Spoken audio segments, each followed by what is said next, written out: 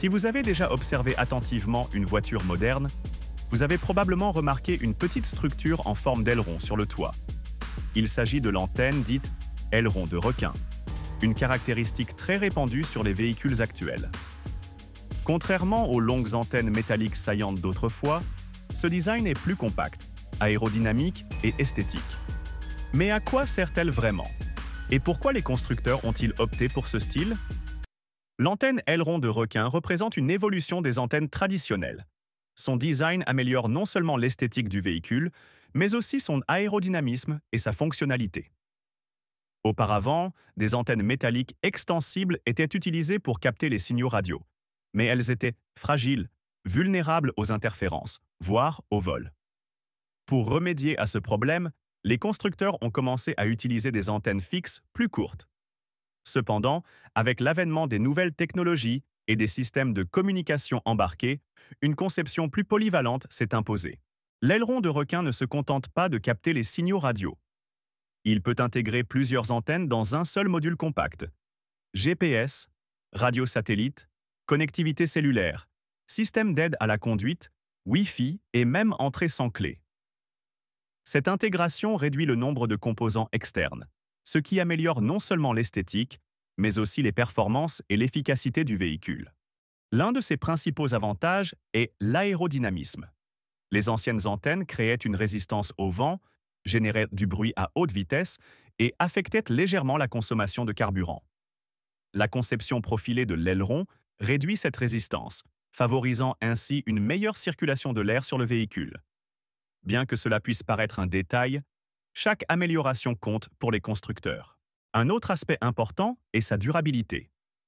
Mieux intégré et protégé, il est beaucoup moins susceptible de se casser ou d'être endommagé, par exemple dans les stations de lavage automatique, ce qui représente un autre avantage par rapport au modèle précédent. De plus, son emplacement sur le toit de la voiture permet une réception optimale des signaux satellites, tels que le GPS ou la radio par satellite, car il nécessite une visibilité directe vers le ciel pour fonctionner correctement. Cela améliore la navigation en temps réel, les appels main libre et les services d'urgence, comme les notifications automatiques en cas d'accident. Certains véhicules haut de gamme intègrent même des antennes multi-entrées, améliorant ainsi la connectivité cellulaire, notamment dans les zones à faible signal. Cependant, cette conception présente également certaines limites. Les antennes longues traditionnelles offrent toujours une meilleure réception radio, notamment en zone rurale. Pour compenser ce problème, certains fabricants intègrent des antennes filaires au pare-brise ou à la lunette arrière. De plus, si l'antenne à ailette est endommagée, son remplacement peut être plus coûteux et nécessiter l'intervention d'un professionnel, car elle est plus difficile à remplacer que les anciennes. L'essor de la connectivité automobile a également favorisé l'adoption de ce type d'antenne.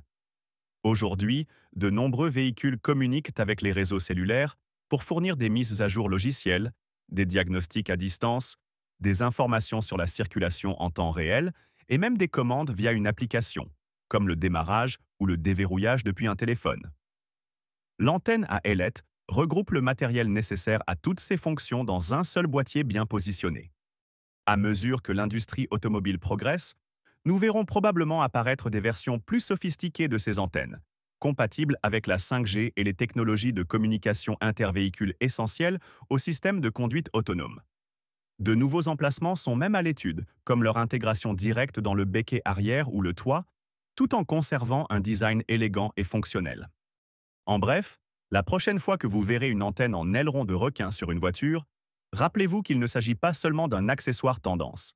C'est un élément technologique essentiel qui permet à votre véhicule de rester connecté. Du GPS à la radio satellite, en passant par le Wi-Fi et les systèmes avancés d'aide à la conduite. Un petit détail qui reflète l'énorme avancée technologique des voitures d'aujourd'hui. Si vous avez aimé la vidéo, n'hésitez pas à vous abonner et à cliquer sur la cloche pour ne rien manquer d'autres vidéos comme celle-ci, ici sur Histoire des choses simples. À bientôt!